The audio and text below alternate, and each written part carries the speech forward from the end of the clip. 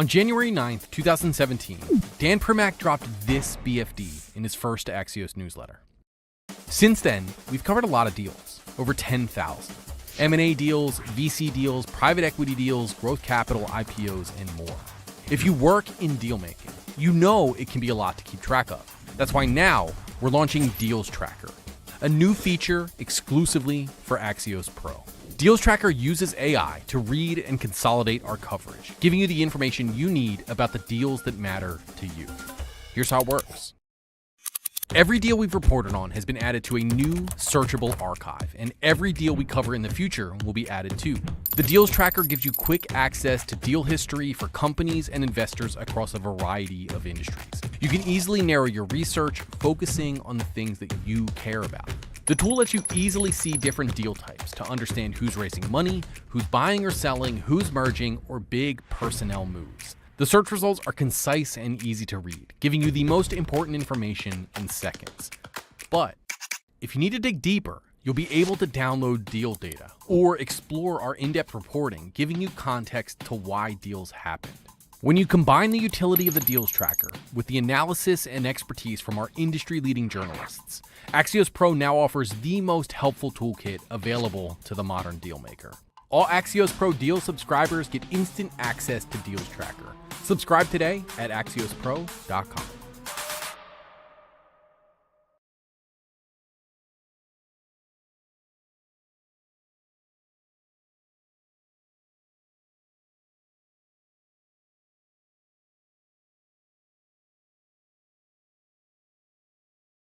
Welcome to today's Axios News Shapers event.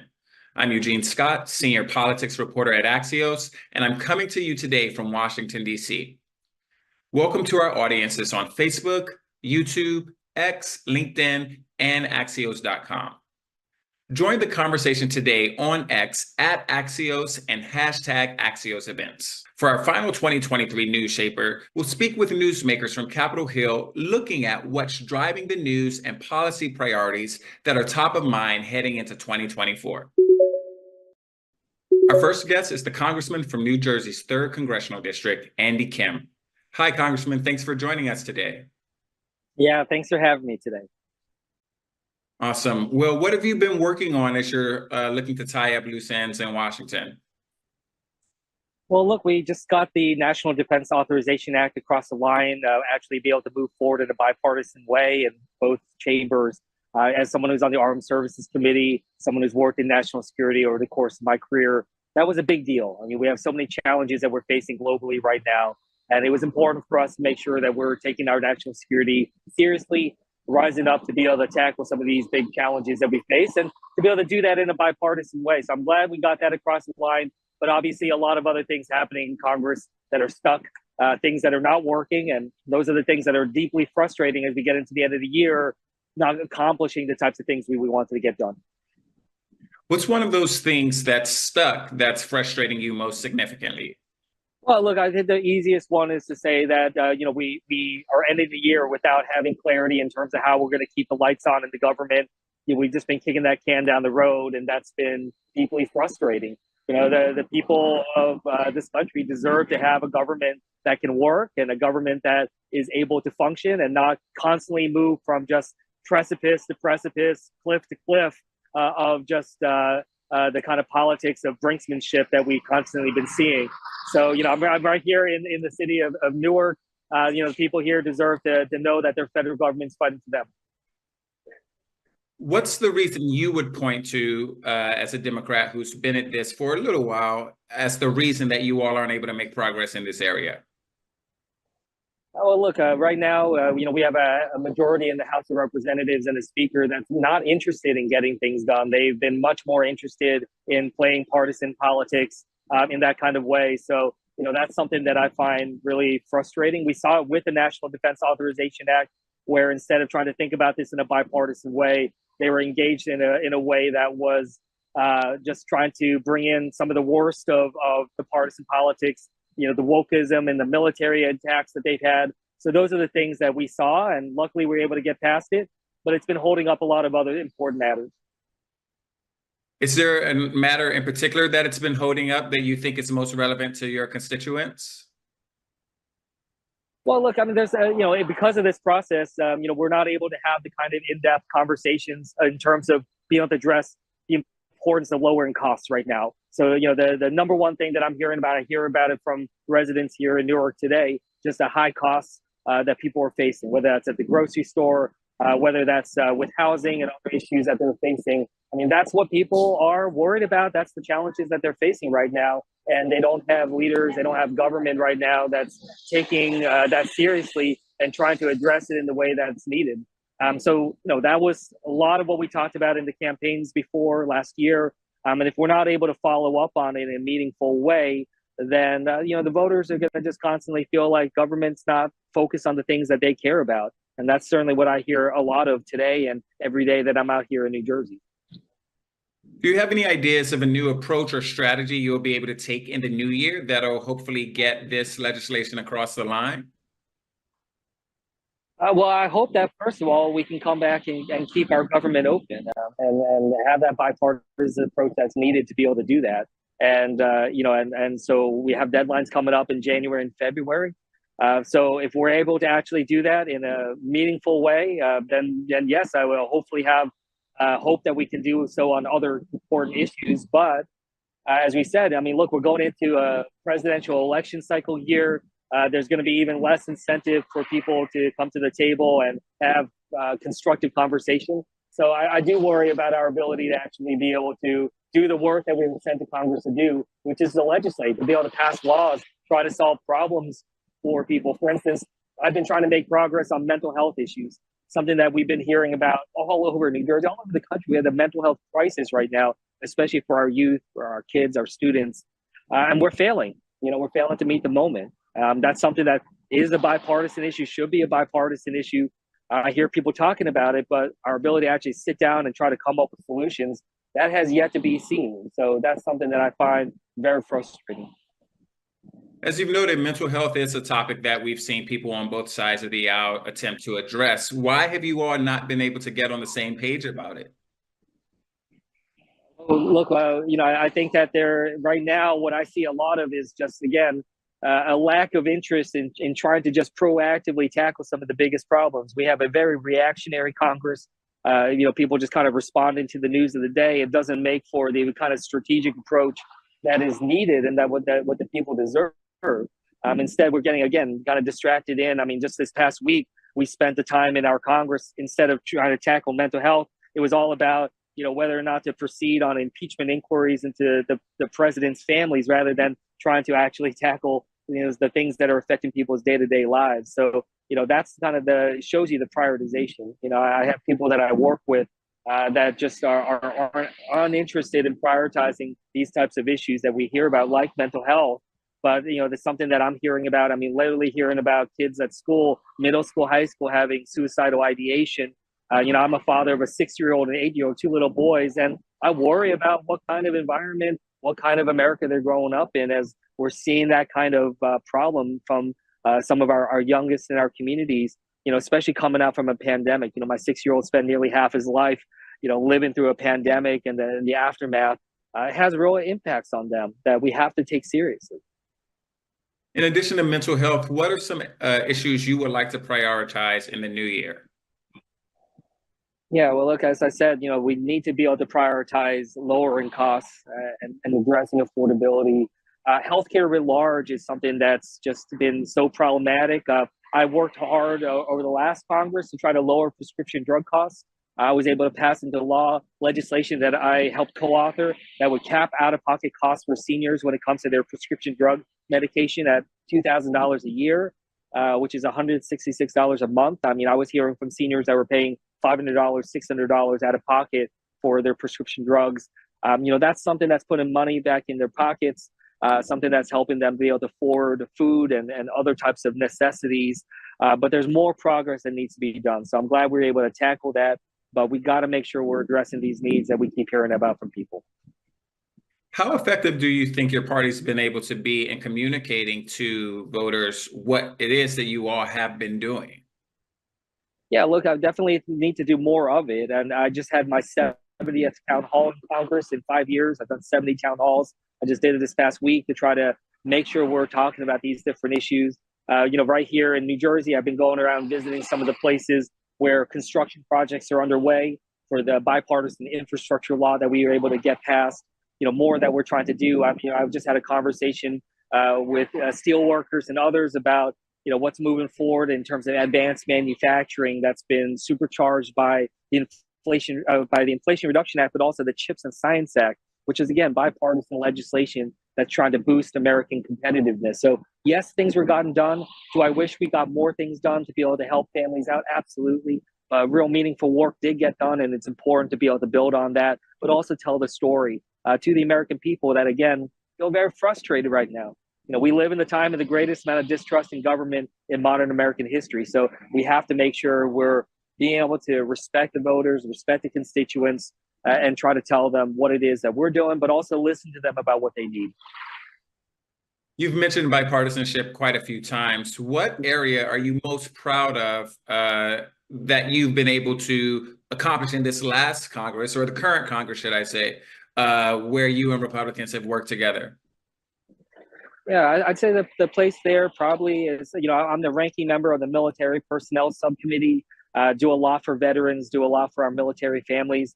Look, I've been frustrated that we haven't gotten as much done as we like, but we have been able to move the needle forward, get a pay raise for our troops, for their families, try to address their childcare needs, other things that they're working on. There's also work that we're trying to do to push forward on addressing the opioid crisis, another place where there is a lot of room for bipartisanship. We've gotten some things done, not enough, but those are the places that I hope we can make more progress on.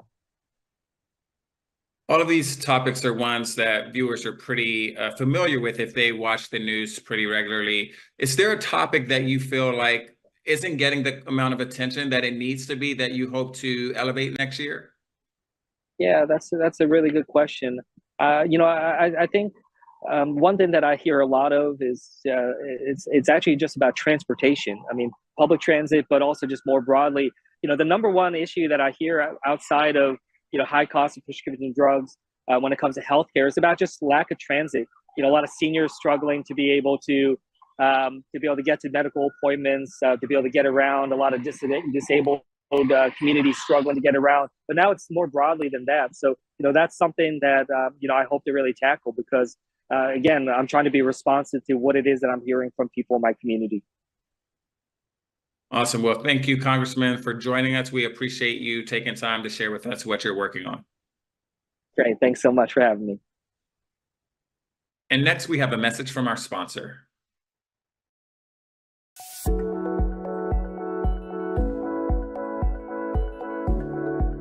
We are seeing more about energy transition, and what's been very surprising to me is understanding that it's really all comes back to technology. The current technology that we have is in charge of give or take around 50% of all emission reduction, if it's renewable energy, solar, wind, batteries, but the rest of the almost 50% is going to be coming from technologies which have not been implemented yet: carbon capture, hydrogen, next generation nuclear, and in the future, even nuclear fusion.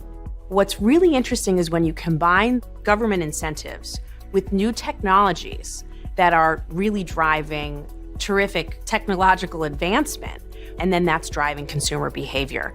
If we think simply about electric vehicles, what's happening with electric vehicles is there are great incentives for people to shift from traditional vehicles to electric vehicles. So we're seeing not just increasing in automotive registrations to EVs, but we're actually seeing that shift in consumer behavior. The Inflation Reduction Act is a total package of climate transition incentives in the United States, totaling about $369 billion. There is roughly about $40+ billion worth of incentives for consumers to take charge of our own net zero journey, of starting using these incentives and greening our homes and greening our commute and all the things that we do and consume in our daily lives. No individual group is going to get us to achieve a low carbon economy on their own. We need the private sector, the public sector, we need individuals, and we need policymakers to be the engine that can help inform each of those groups, to allow them to make better decisions. And that is what helps move business and society forward. Countries have to move to alternative energy to be self-supplied. Most of the planet is importing fossil and not exporting fossil, and renewable energy gives the geopolitical solution. It's up to 25% cheaper for 1 unit of energy. So the interesting thing is that we are heading into a path of net zero, whether we like it or not. Whether we do or do not have an environmental question, just because now it makes perfect economic sense and perfect geopolitical sense, and that have never happened up until now. If we have a long-term view to 2050, the mainstream is going to be renewable energy.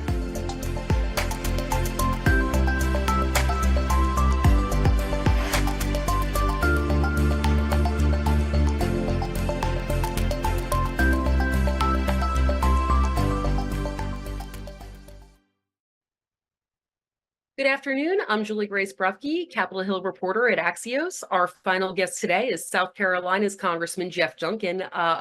Welcome, Congressman. Thank you for joining us. Well, thanks for having me on.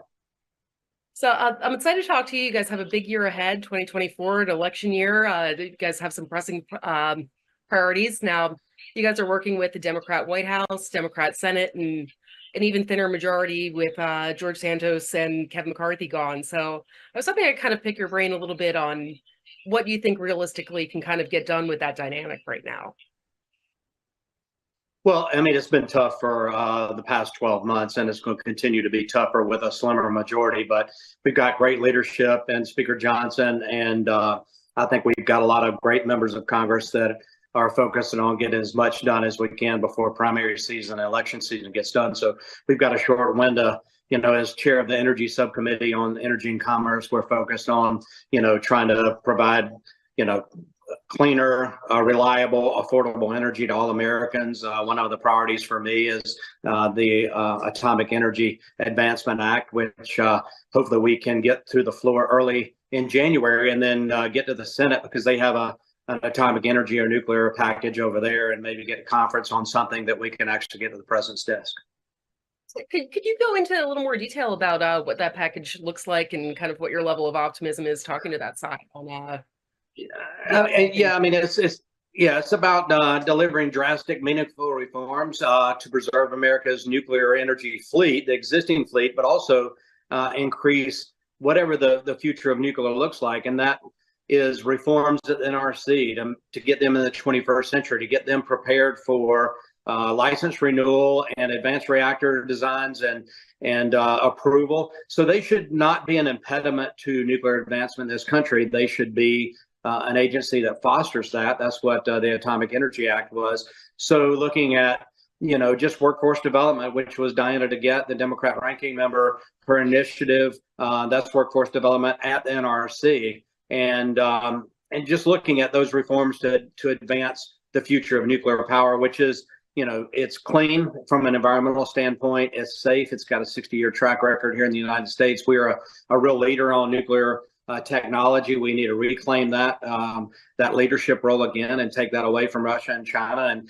help developing countries that are looking at nuclear, small modular reactors and traditional light water reactors, looking at Eastern European nations that are looking at nuclear as a way to meet their energy independence, because they face an energy crisis with Russia's invasion of Ukraine and the disruption of natural gas. And so the United States can be a leader and should be a leader with our allies in that.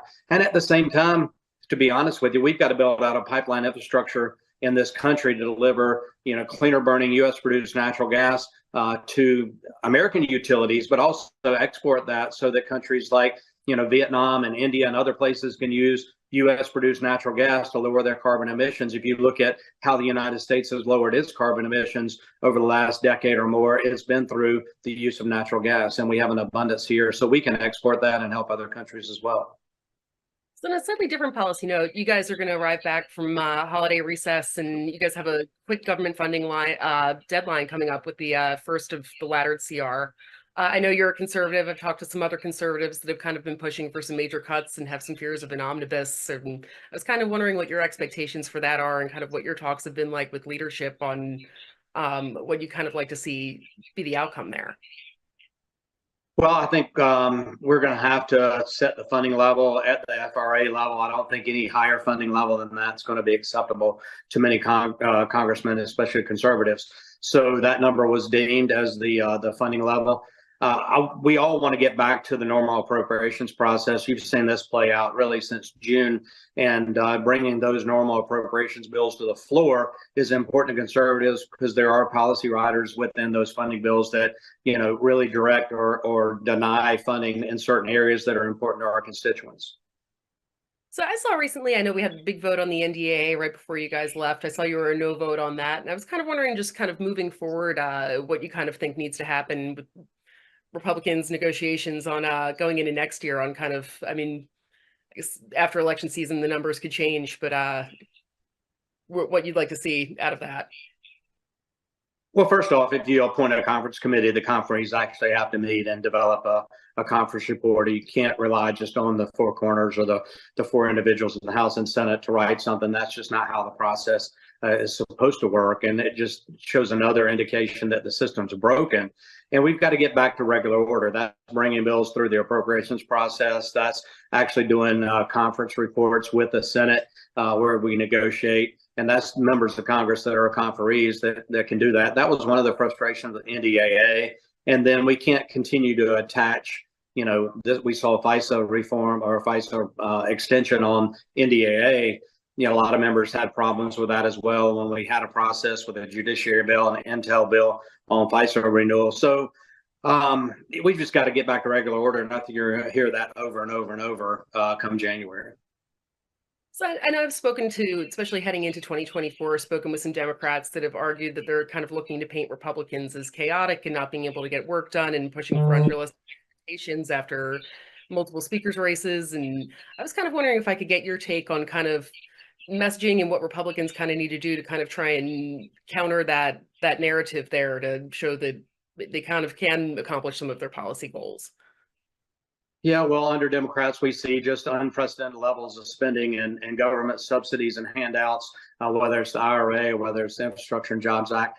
And so, we're $34 trillion in debt. And I think that plays into some of the chaos up there, and that many Republicans feel like, we've got to address these issues that are causing our spending levels to be too high and that our debt is increasing to a point that's untenable. So, that plays out in what does leadership look like? And, honestly, the Democrats can be frustrated with us, but we're doing it right for America in that we're addressing our debt, we're addressing our spending addiction, we're trying to roll back some of these, subsidies that were giveaways to programs that were important to the Biden administration, but Bidenomics is not working. Americans know that, they have less money to spend for Christmas this year, that food prices and energy prices, whether it's transportation fuel or just heating and cooling their homes, have gone up. They're frustrated, and I think that's going to play out in the presidential election and the congressional elections.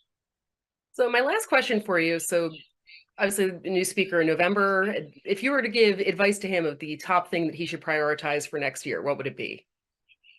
Well, the first thing is energy. We've got to focus on American energy independence. Once again, we can't put all of our eggs in the basket of renewables, and you need dispatchable energy that's 24/7, 365. We need to do that with American produced energy.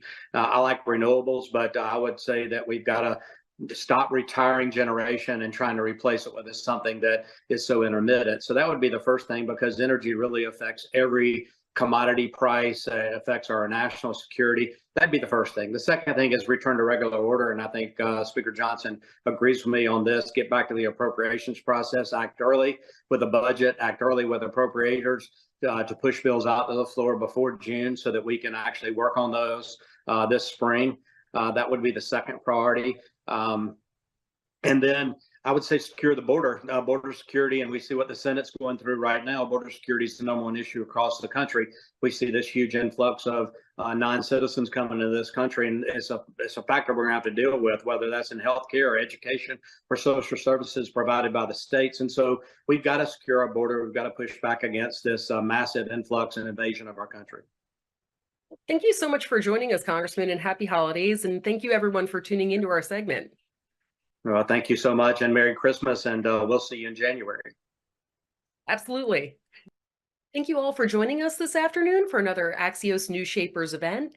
For more of what's driving the news in Washington, or to sign up for Axios Sneak Peek newsletter, visit axios.com/newsletters or download the Axios app.